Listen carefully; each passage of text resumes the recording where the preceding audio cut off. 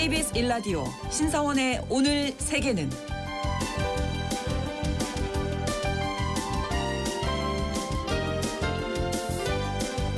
안녕하십니까. 아나운서 신성원입니다.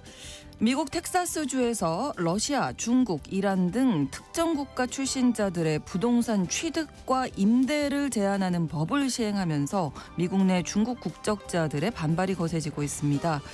과거 중국인 노동자의 미국 이주를 금지했던 중국인 배척법에 빗대서 2025년판 중국인 배척법이다라면서 위헌 소송을 제기했고요.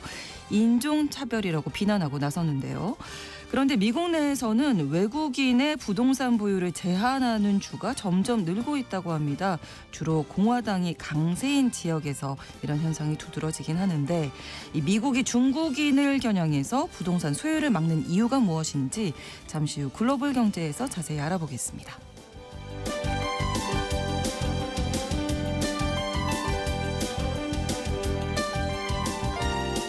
오늘 주목할 국제사회 뉴스는 헤드라인 뉴스와 키워드로 정리해드립니다. 통신원 취재수첩 아르헨티나 소식 전해드립니다. 10월에 총선을 앞두고 있는 밀레이 정권의 악재가 터졌다고 하네요. 대통령의 여동생이자 비서실장인 카리나 밀레이의 뇌물수수 의혹인데요. 이 사안이 민심에는 어떤 영향을 미치고 있는지 통신원 연결해서 전해드립니다. 9월 4일 목요일 KBS 1라디오 신성원의 오늘 세계는 시작합니다.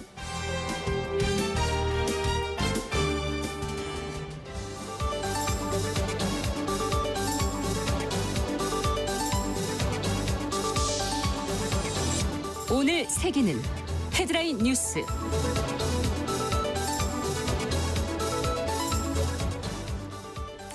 미 연방준비제도는 3일 공개한 베이지북에서 관세로 인한 경제 불확실성으로 임금이 물가를 따라가지 못해 소비가 감소하고 있다고 진단했습니다. 노동시장에 대해서는 전체 고용 수준에 거의 변화가 없었지만 노동 수요 약화 또는 불확실성으로 기업들이 신규 인력 채용을 꺼리고 있고 일부 지역에서는 해고가 증가하고 있다고 분석했습니다. 베이지북은 연준 관할 12개 지역에서 설문조사와 인터뷰를 통해서 작성한 경제 동향 보고서로 통상 통화정책을 결정하는 연방공개시장위원회 회의 2주 전에 발표합니다.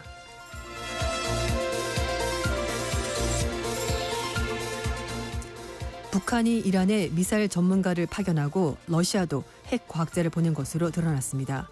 미국 기업 연구소 산하 중요 위협 프로젝트와 전쟁연구소는 보고서에서 작년 6월 이후 북한의 미사일 최고 전문가 3명이 이란으로 파견돼 테헤란에 머물고 있다고 오일프레스닷컴을 인용해서 전했습니다. 오일프레스닷컴은 유럽연합 내 익명의 고위 안보 소식을 인용해서 러시아도 같은 기간에 주요 핵과학자 수십 명을 이란에 보냈으며 무기와 기술 진전이 위험 수준까지 이른 것으로 통보받았다고 덧붙였습니다. 보고서는 해당 보도를 검증할 수는 없었지만 이란은 이전에도 핵 프로그램 개발에 러시아 지원을 요청한 바 있다고 밝혔습니다.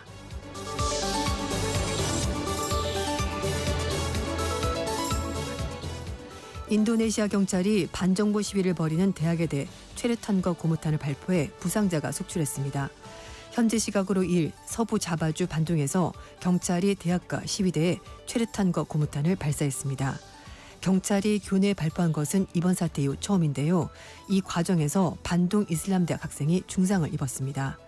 인도네시아 국가위원회는 지금까지 이번 시위로 전국에서 청소년을 포함해서 최소 10명이 사망했다고 밝혔고 현지 인권단체는 20명이 실종됐다고 주장했습니다.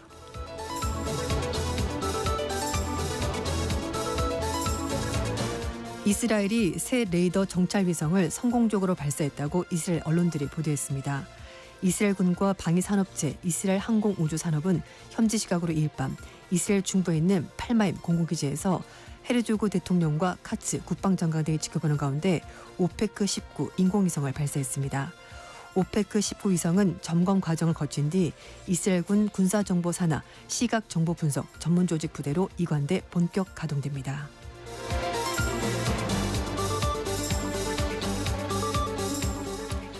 현지 시각으로 3일 포르투갈 리스본에서 관광 명물인 전차가 탈선해 15명이 숨지고 20명이 부상했습니다. 현지 구조당국은 신원은 밝히지 않았습니다만 현지 언론들은 부상자 중에서 한국인 여성이 포함되어 있다고 보도했습니다. 사고 당시 전차는 도로 옆 건물에 충돌해 옆으로 전도된 채 발견됐는데요. 차체 일부가 심하게 파손됐습니다. 목격자들은 전차가 언덕을 통제 불능 상태로 질주하다가 전복됐다고 전했습니다. 사고가 난 전차는 도심 언덕을 오르내리는 케이블카형 글로리아 전차로 리스본을 대표하는 관광 명물이며 시민의 교통수단인데요. 국가기념물로도 지정돼 있습니다. 매년 리스본을 찾는 수백만 명의 관광객이 필수 코스로 꼽히는 전차입니다.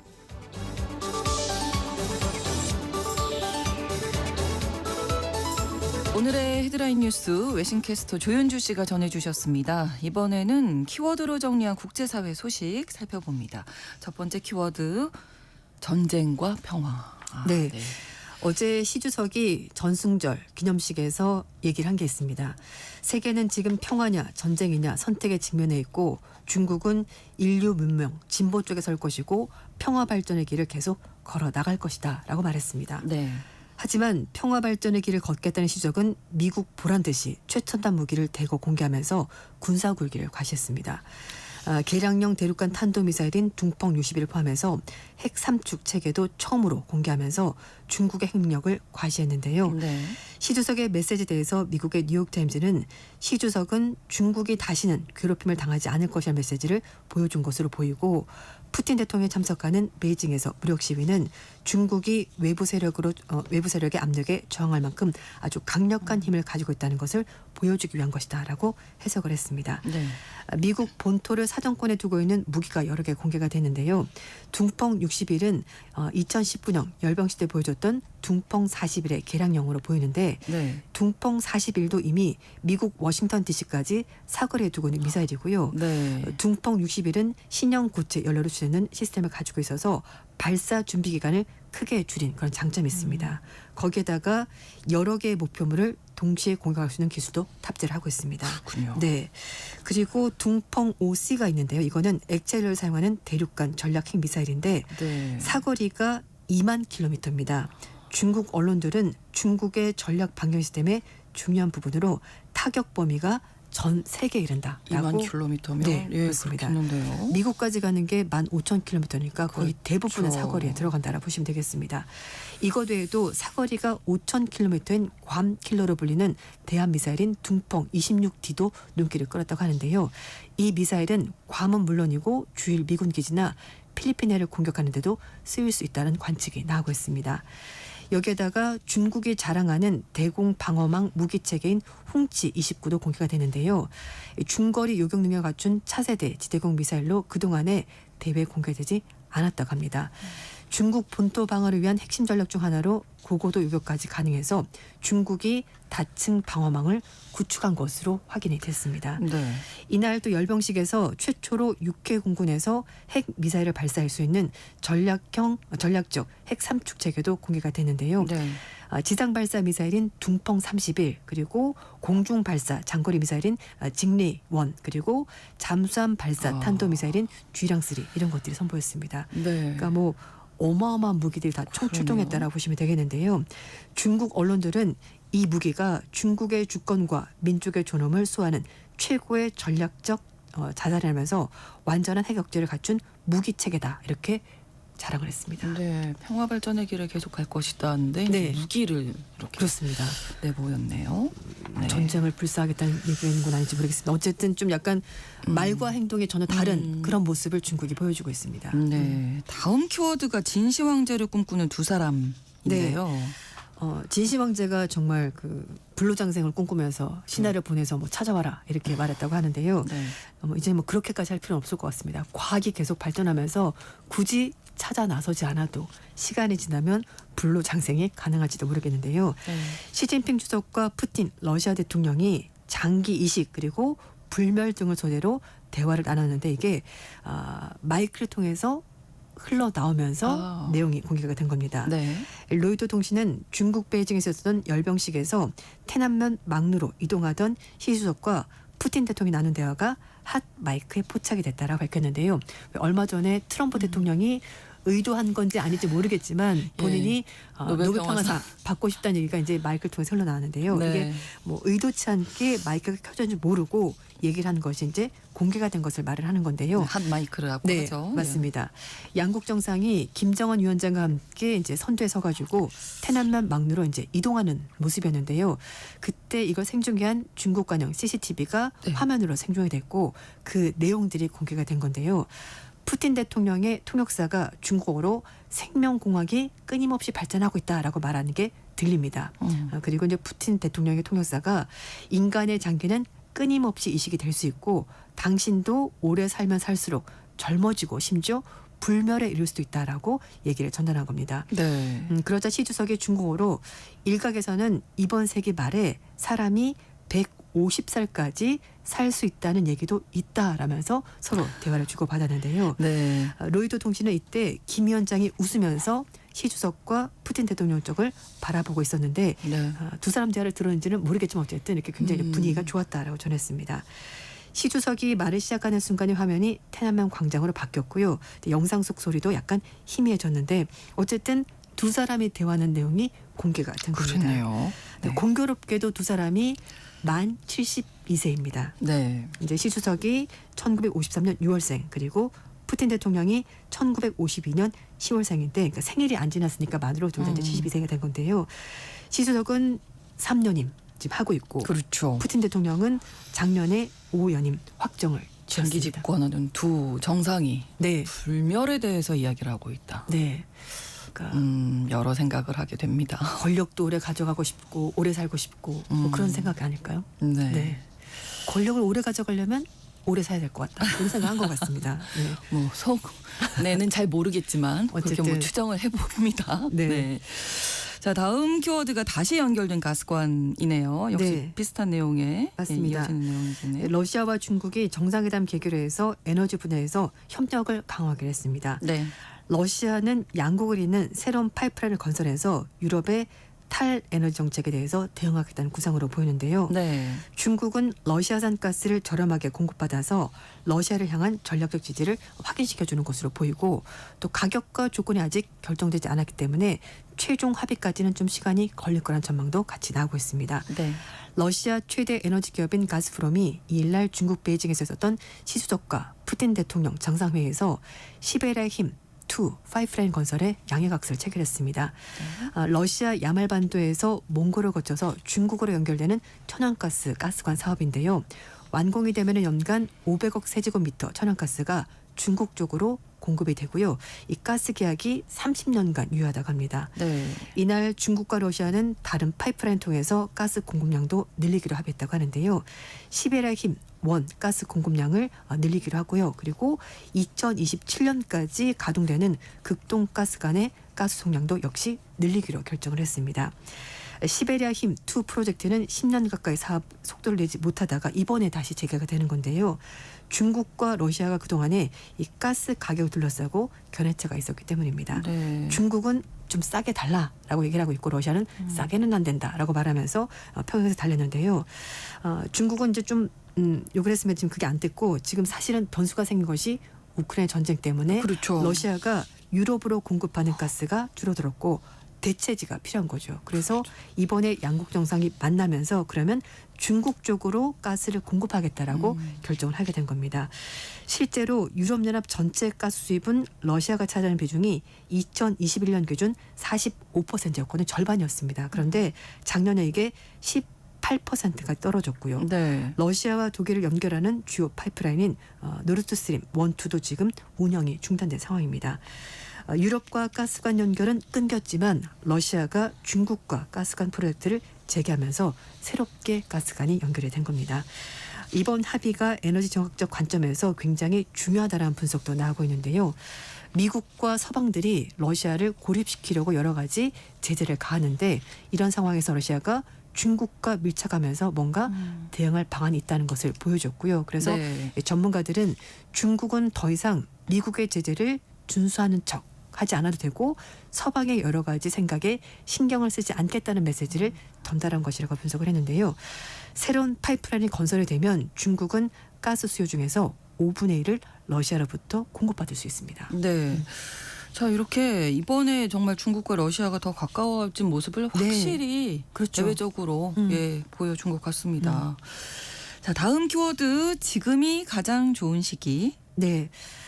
인도네시아는 지금 국회의원 주택 수당 문제 때문에 반정부 시위가 벌어졌고요. 네네. 이런 가운데 프라보 수비안토 대통령이 중국 방문 계획을 취소했다라고 밝혔는데요. 네. 이걸 번복하고 전승절 80주년 기념행사에 참석해서 당당히 푸틴 대통령 옆자리를 차지했습니다. 네.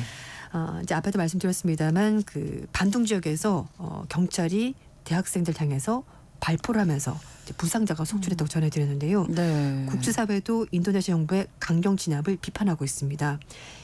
유엔 인권사무소는 인도네시아 당국의 인권 침해에 대해서 조사를 해야 된다라고 얘기를 하고 있고, 인도네시아 시민들도 소셜 미디어에 리셋 인도네시아 이거 해시태그를 달아서 경찰을 강력히 비판하면서 여러 가지 요구사항을 제시를 하고 있는데요. 일부 누리꾼들은 소셜 미디어 상에서 정부의 검열을 피하기 위해서 인도네시아를 한글 발음을 바꿔서 정부를 비판할 일까지 벌어지고 있습니다. 네. 이번 시위는 작년 9월 달에 하원 의원 580명이 매달 5천만 루피아 돈으로 430만 원의 주택 수당을 받는다는 것이 뒤늦게 알려지면서 지난달 말에 시작이 됐는데요. 뭐 대통령이 이제 이걸 취소한다라고 밝히고, 그리고 이제 뭐 사망한 사람을 위로하면서 좀 약간 좀 진정된 듯한 보였습니다. 그러면서 얘기를 한 것이 중국 방문도 하지 않겠다라고 얘기를 했고요. 실제로 상하이 협력기구 정상회의도 참석하지 않았습니다. 네네. 그런데 국내 시위가 약간 누그러졌다고 판단한지 모르겠습니다만, 그런지 3일날 결국 전승절 열병식에 참석을 한 건데요. 뭐 일부 보도에서는 중국의 압박 때문에 인도네시아가 간 거다라는 얘기가 있긴 합니다만, 네. 아무리 그렇다고 하더라도 이 반정부 시위가 벌어진 상황에서 해외에 나갔다, 이거는 비판을 받을 것으로 보이는데요. 중국 관영 신화통신 보도에 따르면 시 주석이 베이징 인민대회당에서 프라보 대통령 만나서 어려움을 극복하고 중국에 온 것은 양국 관계를 중요하게 생각한다는 것을 잘 보여준다라면서 반겼고요. 그리고 중국은 인도네시아가 조속히 질서와 안정을 회복하는 것을 지지한다고 말해서 정부의 강경 진압을 두둔하는 듯한 발언에서 좀 약간 논란이 됐습니다. 네. 이에 대해서 프라보 대통령은 인도네시아와 중국은 진정한 친구다라고 말하면서 양국 관계 또한 역사적으로 가장 좋은 시기에 있다라고 대답을 한 겁니다. 인도네시아는 중국의 경제 영토 확장 사업인 1대1로의 주요 참여국인데요. 중국으로부터 자금을 받아서 2023년에 최초의 고속철도를 개통을 했습니다. 중국은 이번 열병식 개교를 해서 동남아시아, 서남아시아 그리고 중동의 주요 국가 연대를 강화하고 있습니다. 네. 그러니까 갈 수밖에 없었다. 돈을 받았다. 뭐 이런 네, 상황이네요. 그렇습니다. 다음 키워드, 과학을 조롱한 에너지부. 네, 예. 미국의 기후 전문가들이 최근에 발표된 트럼프 행정부의 기후 보고서를 강력하게 비판하면서 해당 보고서가 기후변화에 대한 과학적 합의에 의심을 불러일으켜 한다라면서 비판했습니다. 네. 무려 85명의 과학자가 반박 보고서를 냈다고 하는데요. 트럼프 정부가 신뢰를 잃은 소수의 반대 의견을 존중해서 검증되지 않은 연구를 인용해서 에너지부에서 이 보고서를 낸 건데, 이건 사실과 다르다고 반박을 한 겁니다. 네. 트럼프 정부가 7월 달 말에 에너지부 웹사이트 통해서 150쪽 분량의 보고서를 공개했는데요. 2009년에 제정된 위해성 판정을 폐지하려는 정책 제안의 근거로 이 보고서를 활용한 겁니다. 위해성 판정은 온실가스 위해성을 인정한 환경보호청의 판정이고요. 이걸 근거로 해서 온실가스 규제를 위한 여러 가지 법적 기반이 마련이 된 건데요. 그걸 뒤집으려고 에너지부가 보고서를 낸 겁니다. 에너지부 보고서는 미국의 기후에 대한 온실가스 배출에 대해서 비판적 검토라는 제목으로 여러 가지 주장을 담았다고 하는데요. 네.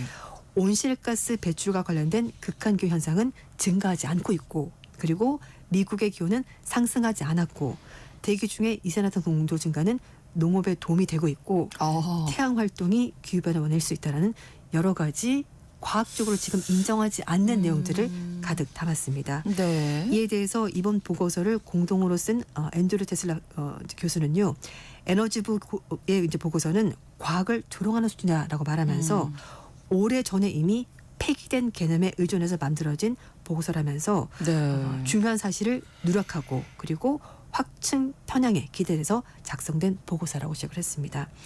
그리고 기후학자인 테드 아모르도 담배 산업이 흡연해 해악을 부정하기 위해서 과학자를 고용했던 것처럼 트럼프 정부가 지금 똑같은 짓을 하고 있다고 비판했는데요. 이건 좀비 논리다라고 얘기를 했습니다. 좀비 논리는 뭐냐면 일반적으로 특정 주장이나 믿음이 비합리적이고 근거가 부족한데도 불구하고 이걸 끊임없이 얘기를 해서 네. 자꾸 등장하는 그런 논리들 말하는 건데 네, 네. 그러니까 예전에 물론 그런 주장이 있긴 했습니다만 이게 과학적으로 사실이 아닌 것으로 이미 판정이 됐는데 그럼에도 그런 것들을 다시 계속 꺼내서 트럼프 정부가 써먹고 있다라는 그 거죠. 논리를 계속 살린다는 거죠. 네, 예. 맞습니다. 아, 그러네요. 조금 이해가 안 가는 부분이 네. 있긴 있는 것 같습니다. 마지막 키워드입니다. 음료가 아니라 독입니다. 네. 영국 정부가 청소년 건강 보호를 위해서 16세 미만을 대상으로 해서 고카페인 에너지 음료 판매를 그렇죠. 금지하는 것을 법제화할 예정입니다. 네, 네. 리터당 150mg 이상의 카페인 함유 에너지 음료의 청소년 판매를 전면 금지하는 방안을 보건부가 검토를 하고 있는데요. 네. 규제 대상은 우리가 알고 있는 뭐 R로 시작하는 뭐 등등등 굉장히 많습니다. 고카페인 음료들 예. 뭐 마트에 생각나실 가면 거예요. 예. 눈에 제일 잘 보이는 게 있거든요. 맞아요. 네. 이 브랜드 온라인도 마찬가지고 네. 슈퍼마켓, 편의점, 카페, 자판기 모든 판매 경로에 적용이 된다고 합니다. 대신에 상대적으로 카페인 함량이 낮은 코카콜라, 뭐 이제 네. 콜라나 뭐 탄산음료, 차, 커피는 제외가 된다고 하거든요. 영국 보건부에 따르면 현재 매일 10만 명의 아동이 고카페인 음료를 섭취하고 있는데요. 이렇게 되면은 최대 4만 명의 아이들이 비만 예방이 이제 이번 조치를 하게 되면 이제 3만 명 정도가 비만 예방이 가능하다고 하는데요. 네. 이걸 계속 마시게 되면 어떻게 되냐면 큰일 나요. 일단 잠을 제대로 못 자고요. 그럼요. 네, 네. 불안이 높아지고 네. 마시는 동안 잠깐 집중하겠습니다만 그렇게 되면 그렇죠. 집중력이 급격히 떨어지는 여러 가지 부작용이 있습니다. 그래서 이런 것들을 좀 없애려고 정부가 노력하는 것으로 보이는데 보건복지부 장관 얘기는 아이들이 이 고카페인 음료를 마시는 것이 매일 더블 에스프레소 수준의 카페인을 한꺼번에 먹는 것과 그렇군요. 마찬가지다. 네. 이렇게 얘기를 하고 있습니다. 그래서 이제 예방 차원에서 이걸 시행한다고 밝혔는데요. 네. 영국의 소아과 협회 그리고 공중보건학회 등 전문가들도 에너지 음료의 청소년 건강 위험성을 지적하면서 수면, 균형 잡힌 식사, 운동 이런 것들이 그럼요. 훨씬 더 네. 자신의 에너지를 끌어올리는 데 도움이 된다라고 강조를 하고 있는데요. 네. 일단 12주간 공청회 거쳐서 전문가 업계 학부모 의견 수렴해서 최종적으로 입법 절차를 진행한다고 합니다. 아니, 몸이 힘들 때는 그리고 쉬어줘 달라는 그럼요. 거니까요. 몸이 신호니까. 맞습니다. 그렇습니다. 헤드라인 뉴스와 키워드 외신캐스터 조윤주 씨와 함께했습니다. 고맙습니다. 감사합니다. 신성원의 오늘 세계는 1부 마무리합니다. 11시 30분부터 일부 지역에서는 해당 지역 방송 보내드리겠습니다. 크리스 리의 September Blue 들려드립니다.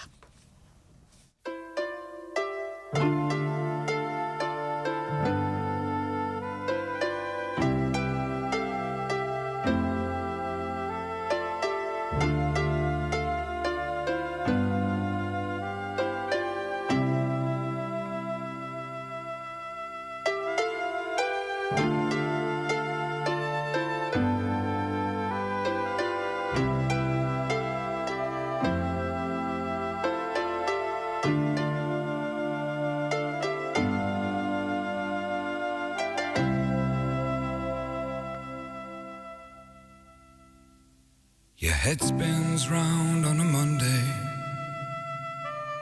and the daylight's in your eyes. How you laughed and cursed tomorrow, now he's standing by your side. You touch the stars at midnight, the whole world seemed to shout hello. Now your throat is tight and heavy, and only one can go. I'll be alright, though I may cry. The tears that flow, they always dry. It's just that I would rather be with you now. And every time I see that star, I will say a prayer for you, now and forever. September blue.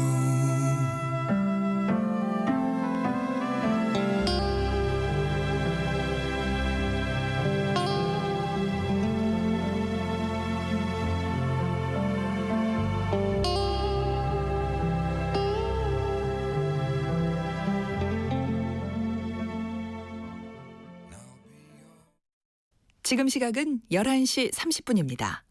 KBS Ladies and gentlemen. 국제사회의 다양한 뉴스를 한눈에 KBS 1라디오 신성원의 오늘 세계는 세계를 바로 보는 최소한의 투자입니다.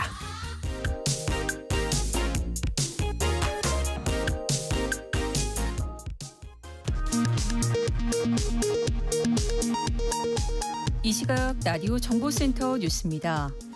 이재명 대통령이 취임 후 처음으로 양대 노총 위원장을 만납니다. 이 대통령은 오늘 양경수 민주노총 위원장, 김동명 한국노총 위원장 등을 용산 대통령실로 초청해 오찬 회동을 가집니다. 내란 특검이 계엄 해제 표결 방해 의혹과 관련해 오늘로 사흘째 국민의힘에 대한 압수수색에 나섰습니다. 국민의힘은 압수수색 시도를 저지하기 위한 규탄 대회를 열었습니다.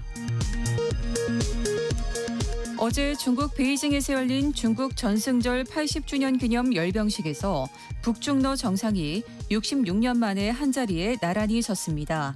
중국은 무력 시위를 하듯 최신형 무기 체계도 대거 선보였습니다. 지난달 우리나라 경상수지가 7월 기준 역대 최대 흑자를 기록하며 27개월 연속 흑자를 이어갔습니다. 한국은행은 지난달 경상수지가 107억 8천만 달러 흑자를 기록했다고 발표했습니다. 올여름 전국 평균 기온이 25.7도로 전국적인 기상 관측을 시작한 1973년 이후 가장 높았다고 기상청이 발표했습니다. 특히 서울의 열대야 일수는 1908년 관측 이래 가장 많은 46일이었던 것으로 분석됐습니다. 오는 22일부터 소비 쿠폰 2차 지급이 시작되는 가운데 정부가 연매출 30억 원을 초과하는 지역 소비자 생활 협동조합도 사용처에 추가하기로 했습니다. 지금까지 라디오 정보센터 뉴스 정원나였습니다.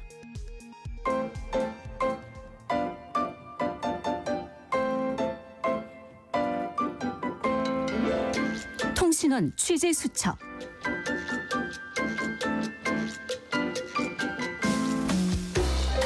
통신원 취재 수첩, 오늘은 아르헨티나 부에노스아이레스로 가보겠습니다. 정덕주 통신원 연결돼 있습니다. 안녕하세요. 안녕하세요. 정덕주입니다. 네, 아르헨티나에서 10월에 총선이 있다고요? 네, 오는 10월 26일에는 전체 상원의원의 3분의 1인 24명과 전체 하원의원의 반인 127명을 선출하는 총선이 있습니다. 네. 이번 총선은 하비에르 밀레이 대통령에게 꽤 중요한데요. 임기 4년 중 반을 달려온 현 정부의 그간의 운영에 대한 중요한 평가이기도 합니다. 네. 또한 집권당인 밀레이 정부가 연합을 통해서 원내 제1당을 유지하고 있지만 여전히 상원과 하원인 국회 내에서 과반수 의석을 차지하고 못하고 있기 때문에요. 네. 법안 통과에서 매번 고비를 맞고 있습니다. 최근 총선 관련한 설문조사에서 국민들의 답변은 밀레이 정부 측인 자유전진당과 연합한 공화제한당이 45.9%로 선두에 있지만요. 네. 그 뒤를 바로 페론당이 39.1%로 뒤쫓고 있습니다. 격차가 약 7포인트긴 하지만요. 여당이 5위를 점하고 있지만요. 네. 총선까지 결과를 확정적으로 보기에는 아직 여지가 부족한 상황입니다. 10%포인트 차이가 좀 나네요. 자, 밀레이 정권에 대한 국민들의 여론은 어떻습니까? 네, 이번 조사에선 국민들이 현 정부 상황을 어떻게 인식하고 있는지도 알 수 있었는데요. 네. 국가 미래에 대한 질문에 대해 46%는 비관적으로, 43%는 낙관적인 시각을 보였습니다. 또 밀레이 정권의 국정 운영 평가에 대해서는요. 긍정 평가가 48%, 그리고 이에 반해 49.4%의 부정 평가를 받았습니다. 네. 정치인이 아닌 혜성같이 나타난 경제학자로 대통령까지 오른 밀레이 대통령은요. 그간 기성 정치인들의 부정부패와 방만한 국정 운영과 만성적인 경제 침체에 크게 질렸던 국민들에게 큰 환영을 받았는데요. 네. 그렇기에 경제학자인 대통령에 대한 지지율은 국가가 경제적으로 나아지겠지 하는 국민들의 희망과 더불어 2023년 12월 취임 직후에는요, 한동안 50% 이상을 유지했었습니다. 네. 하지만 다소 무리한 긴축 경제 정책으로 인해 계속되는 경기 침체와 공무원 해고 및 고령자 연금 삭감을 진행하면서 최근 지지율은 40%대로 하락했습니다. 네. 자, 이렇게 중요한 시기에 대통령 측근의 정치 스캔들이 터졌군요. 네, 그렇습니다. 총선을 앞두고 있기에 밀레이 정권의 중요한 시기인 요즘 대통령의 여동생 카리나 밀레이 대통령 비서실장을 둘러싼 뇌물수수 의혹이 터지면서요. 네. 정치권과 언론들의 큰 파장을 불러왔습니다.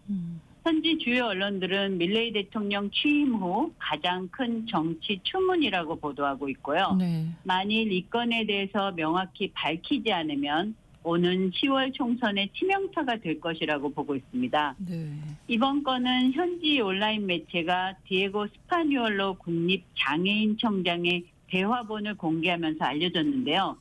녹취상에서 스파뉴올로 장애인청장은 특정 제약회사로부터 장애인용 공공의료품 납품 시 그중 8%의 계약금을 챙겨 3%는 카리나 밀레이에게, 나머지는 리베이트 비용과 자신에게 돌아간다라고 했습니다. 네. 현재 이 건은요, 야당의 고발로 수사당국이 국립장애인청과 제약사 그리고 제약사 사장의 자택 등을 수색해 서류와 휴대폰 그리고 컴퓨터 등을 압수해 조사하고 있습니다. 네. 사건에 관련된 이들은 이 건은 총선을 앞두고 벌어진 정치적 공작이라고 주장하고 있고요. 밀레이 대통령은 녹취록이 폭로된 후 바로 스파뉴올로 청장을 해임했습니다. 네. 스파뉴올로는 밀레이 대통령의 개인 변호사였다가 장애인 청장으로 임명됐습니다. 그간 침묵으로 일관해왔던 밀레이 대통령은요, 여동생 편을 들며 보호하기 위해서인지 이번 건은 정치적 음모론이다라고 오늘 발표했습니다. 그렇군요. 이 뇌물 스캔들의 주인공, 대통령의 여동생이자 비서실장인데 카리나 밀레이는 어떤 인물입니까? 네, 밀레이가 대통령이 되는데 가장 큰 역할을 한 카리나는 대통령보다 2살 어린 52살이고요. 네. 대통령 남매의 오해는 아주 깊은 것으로 알려졌습니다. 대선 캠페인에서 미혼인 밀레이 후보는요, 카리나가 영부인 역할을 할 것이라고 한 인터뷰에서 밝혔을 정도인데요. 네. 취임 후 밀레이 대통령은 친인척 공권 임명의 규정까지 바꾸면서 여동생 카리나를 비서실장으로 임명했습니다. 대통령이 가는 곳마다 그녀는 그림자처럼 따르면서 수행하고 있습니다. 네, 그야말로 대통령 최측근에서 발생한 비리라서 아무래도 민심에도 영향을 크게 미치게 되겠죠. 네, 카리나 밀레이 비서실장의 이번 뇌물수수 의혹은요, 사회에서 가장 취약하고 보호받아야 할 장애인들의 복지와 관련된 건이라 국민들의 원성은 더 큽니다. 네. 이런 민심을 볼 수 있는 사건이 있었는데요. 네. 밀레이 대통령은 지난 27일 의혹에 관해 특별한 해명 없이 10월 총선에 나선 한 후보를 위한 유세 지원에 나섰습니다. 대통령은 픽업트럭 화물칸에 서서 유세를 도왔는데요. 네. 서행 중이던 차량 쪽으로 누군가가 대통령 근처에 돌을 던지는 상황이 벌어졌고요. 이 상황은 그대로 방송을 탔습니다. 밀레이 대통령과 경호원들은 차량을 바꿔 타고 바로 현장을 빠져나갔습니다. 네. 현재 대통령의 차량에 투석한 이들 2명은 검거되었지만 아직까지 정확한 이유는 알려지지 않았습니다. 경제도 최근에는 다소 침체돼 어려운 상황입니다. 현재 최저임금은 32만 페소, 한화로 약 33만 5천 원입니다. 네. 임금은 바닥을 기고 있는데 물가는 높기만 합니다. 이런 상황에 대통령 여동생의 뇌물수수 의혹까지 터졌으니 총선을 앞둔 아르헨티나 정치와 경제 상황에 어떤 영향을 미칠지 지켜봐야 할 것 같습니다. 네, 당분간 파장이 좀 계속될 것 같네요. 오늘 말씀 고맙습니다. 감사합니다. 네, 아르헨티나 부에노스아이레스에서 정덕주 통신원이 소식 전해드렸습니다.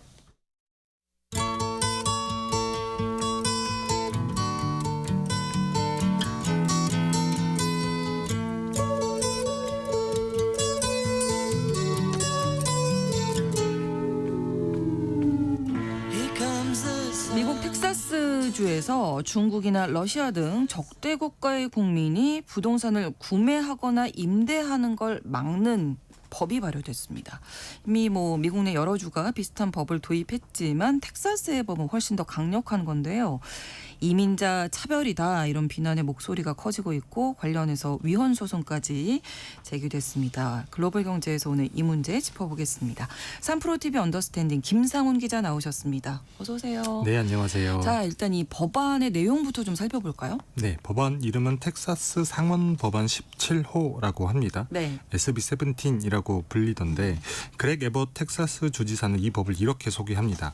외국인 적대자들로부터 국가 안보를 수호하기 위한 법안이다. 핵심은 중국, 이란, 북한, 러시아 이렇게 연방법으로 정한 지정국가라는 곳에 연관된 개인과 기업이 텍사스 주 내의 부동산을 구매하거나 네. 혹은 임대하는 것을 포괄적으로 제한하는 내용입니다. 이번 달 1일부터 발효가 됐는데 이 법을 어기면 25만 달러, 우리나라 돈으로 3억 4천만 원 이상의 벌금을 내거나 네. 아니면 징역형에 처해질 수가 있습니다. 네. 이 법이 왜 문제냐면 매우 포괄적이고도 광범위한 제한 조치이기 때문인 건데요. 네. 말씀드렸다시피 제한 대상이 지정국가의 정부, 기관, 그다음에 해당 국가에 본사를 둔 기업, 그리고 지정국가에 거주하거나 혹은 미국 시민권만 보유한 개인, 그리고 이들이 직접 또는 간접적으로 소유하거나 통제하는 모든 조직과 단체를 포함을 합니다. 그러니까 어쨌든 이제 조금이라도 관련이 있으면 안 되는 맞습니다. 거다. 그렇죠. 예.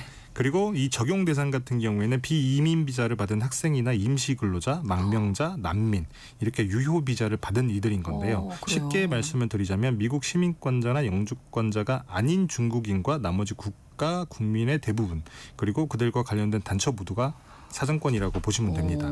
이들이 오로지 이들 같은 경우에는 오로지 주거용 부동산 한 채만 살 수 있고요. 네. 1년 이상의 장기 임대 계약도 제한을 받습니다. 그리고 농지나 상업용 토지, 그다음에 산업용 토지는 아예 구매할 수가 없고요. 네. 이것 때문에 이민자 차별이다라는 논란이 나오고 있는 겁니다. 굉장히 광범위하게 제한을 두는 법인데 이런 법을 왜 만들었을까요? 일단 직접적인 계기를 알려면 2021년으로 거슬러 올라가야 하는데요. 네네. 중국 신장 위구르 자치구에 본사를 둔 부동산 그룹을 거느린 순광신이라고 하는 인물이 있습니다. 네. 이 인물이 보유한 회사가 텍사스 발베르데 카운티의 땅 14만 에이커를 사는데요. 네. 이 14만 에이커가 대략 서울 면적보다 조금 적으니까 굉장히 엄청 넓은 토지를 산 지역을, 거죠. 네.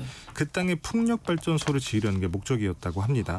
문제는 이게 안보 논란으로 번진 건데요. 순광신이라고 하는 인물이 중국 정부 관계자, 그다음에 군 출신 인사와 매우 긴밀한 관계를 가진 인물이다. 이렇게 알려졌고 그래서 순광신이 만들려고 하는 풍력 발전소가 텍사스의 송전망을 조작하거나 타격을 줄 수 있다. 이런 우려가 나옵니다. 네. 더욱이 이 땅 근처에 라플린 공군기지라고 하는 곳이 있거든요. 이곳이 미국 공군 최대 규모의 조종사 훈련기지입니다. 훈련기지이다 보니까 미국 내 다른 어떤 공항보다 비행기 이착륙 횟수가 많을 수밖에 없는데요. 그렇죠. 그래서 군사 정보를 수집할 수 있다. 이런 의혹이 제기가 된 겁니다. 네네. 이 때문에 당시 텍사스 주가 론스타 인프라법 보호법이라고 하는 걸 만드는데요. 네. 적대 국가와 관련된 기업이 텍사스의 전력망, 네트워크 같은 중요 인프라에 접근하는 걸 막는 그런 내용이었습니다.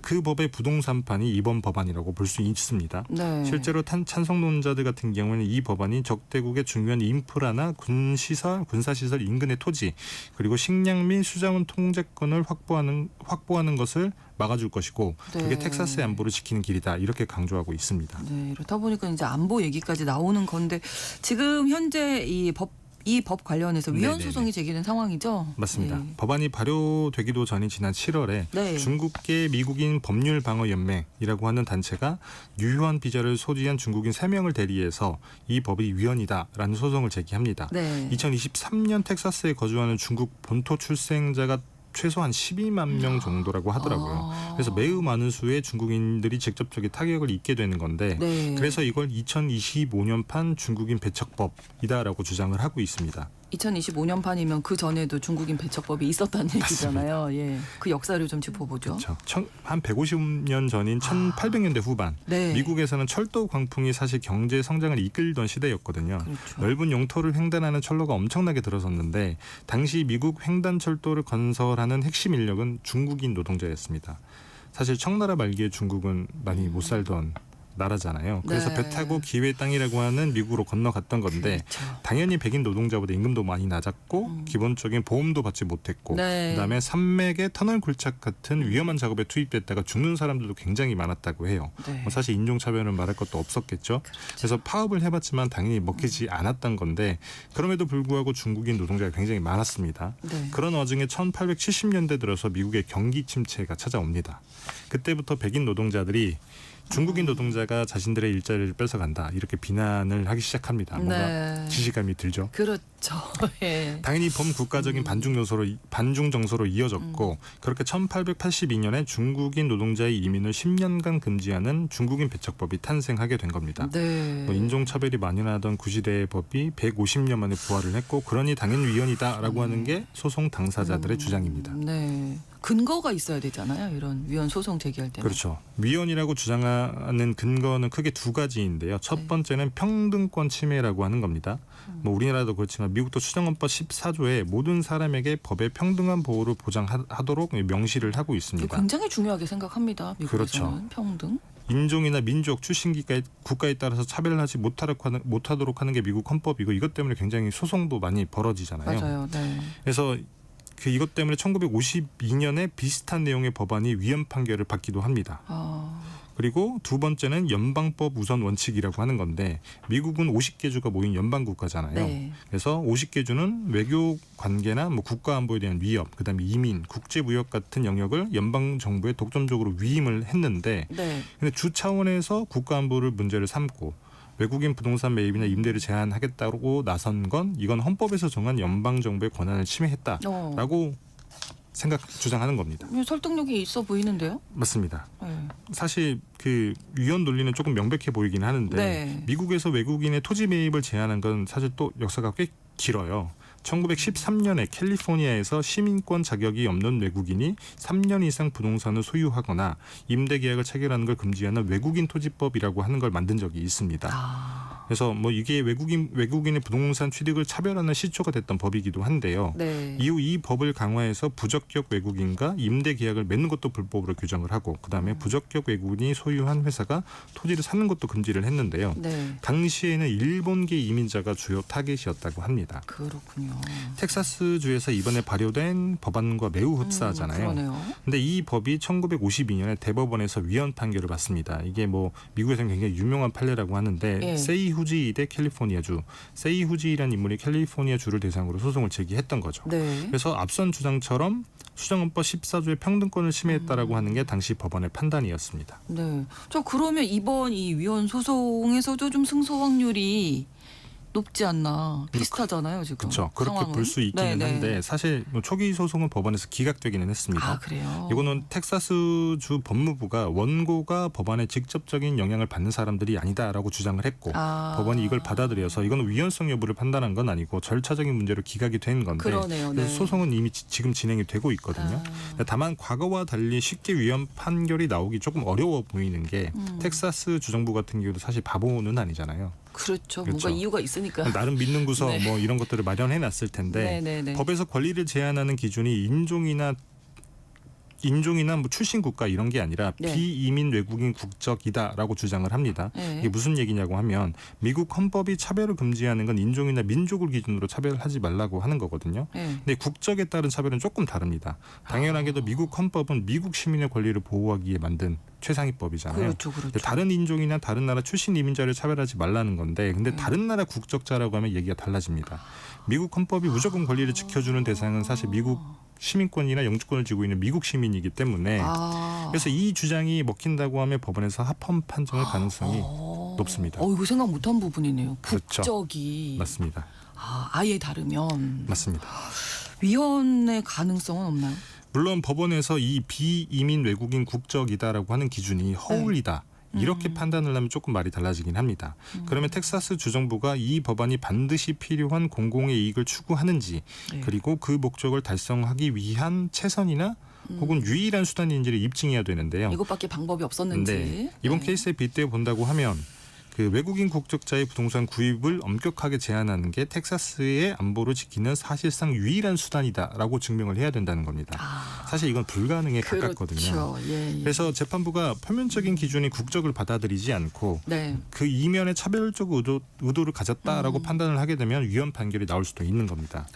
복잡하네요. 복잡하죠. 쉽게 끝나지는 않을 것 같고 대법원까지 가겠는데요. 맞습니다. 네. 뭐 결과를 예측할 수는 없지만 과거 판례가 명확하다고 해서 무조건 위헌 판결이 나올 것이다라고 보기 힘든 이유가 또 하나 있는 게 예. 어차피 지방법원에서 위헌이라고 판결이 나오더라도 예. 이게 다시 연방순회항소법원이라고 하는 곳으로 올라가고요.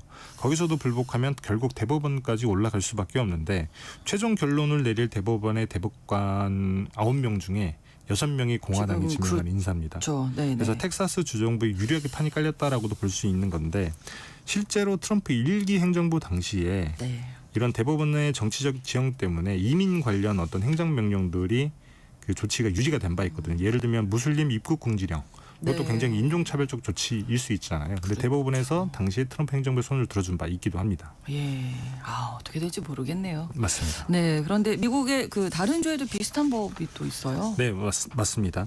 2021년 이후 공화당이 주도하는 주를 중심으로 해서 총 26개 주에서 외국인의 부동산 소유를 제한하는 법이 50건이나 통과가 됐습니다.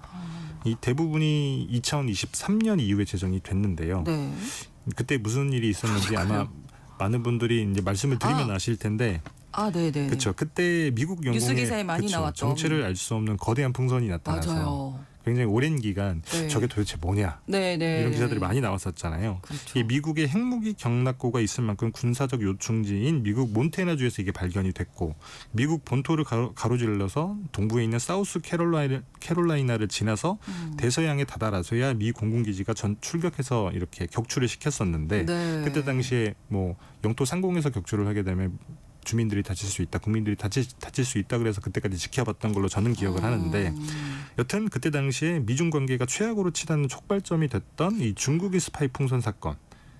그때 이 일이 있었던 건데 깜짝 놀란 미국 주들이 그때부터 중국을 견제하기 시작을 했던 겁니다. 그렇군요. 다만 뭐 다른 주 같은 경우에는 그 법이 농지나 군사시설 인근의 토지 소유권 취득을 제한한 여기에 초점이 맞춰져 있었는데 네. 텍사스 지금 임대까지 제한하는 맞습니다. 거잖아요. 텍사스 주처럼 주택까지 포함해서 주택 매우 광범위하고 포함. 포괄적으로 외국인의 부동산 취득이나 임대를 제한하는 건 아닙니다. 네. 그래서 텍사스의 법안이 가장 강력하다라고 볼 수 있는 건데 네. 그래서 2023년 무렵부터 공방이 뭐 시작되긴 했습니다만 트럼프 대통령 취임 이후에 사실 미중 갈등이 굉장히 더 첨예해졌잖아요. 그렇죠. 그에 발맞춰서 공화당의 텃밭이라고 할 수 있는 텍사스에서도 더 강력한 반중 법안이 나왔다라고도 볼 수가 있는 겁니다. 그럼 정치적으로 좀 악용될 소지가 있다. 뭐 이렇게. 저는 개인적으로는 그렇게 판단을 하고 있기도 한데요. 사실 이번 소송조는 전 지구의 숙제이기도 한 그 미국이랑 중국의 패권 다툼. 그렇죠. 그다음 이것 때문에 배타적인 고립주의를 선택한 미국의 내부 사정을 아주 극명하게 보여주는 사례라고도 볼 수 있습니다. 네. 실제로 트럼프 대통령이 이런 정세 때문에 대선에 성공했다고도 볼 수 있잖아요. 네, 그리고 네, 뭐 네. 굉장히 비슷한 정책들을 펴고 있기도 하고 그렇죠. 그래서 공화당 정치인들이 이걸 네. 정치적인 목적으로 10분 활용하고 있다라고도 볼 수 있는 겁니다. 내년에 또 선거 있거든요. 그렇죠. 중간 선거 예, 있거든요. 그래서 사실 결론이 어떻게 나올지는 예단하기는 어렵습니다만 사실 이번 소송이 뭐 우리처럼 바깥에 있는 그 나라의 국민들이 보기에는 매우 네. 중요해 보이는 게 그렇죠. 사실 대법원이 차별을 배척하는 게 미국 수정헌법의 가치잖아요. 그렇죠. 이 대법원이 이걸 지킬 것인지 네. 그렇게 외국인을 배척해서 자기들 입속을 챙기려고 하는 지금 미국 정치인들에게 경종을 울릴지는 조금 지켜봐야 되는데 예. 가능성이 높지 않다는 게 조금 암울하긴 합니다만 그러네요. 네. 예, 지금 상황이 흘러가는 이 방향을 보면 맞습니다. 그렇게 잘 될 것 같지는 않다는 맞습니다. 뭐 생각도 하게 되는데 좀 지켜봐야겠습니다. 네. 글로벌 경제 3프로 TV 언더스탠딩 김상훈 기자와 오늘도 함께했습니다. 고맙습니다. 네, 감사합니다. 오늘 끝곡으로 엑사일의 Kiss You All Over 전해드리면서 KBS 1라디오 신성원의 오늘 세계는 마무리하겠습니다. 내일 오전 11시 5분에 다시 뵙겠습니다. 고맙습니다.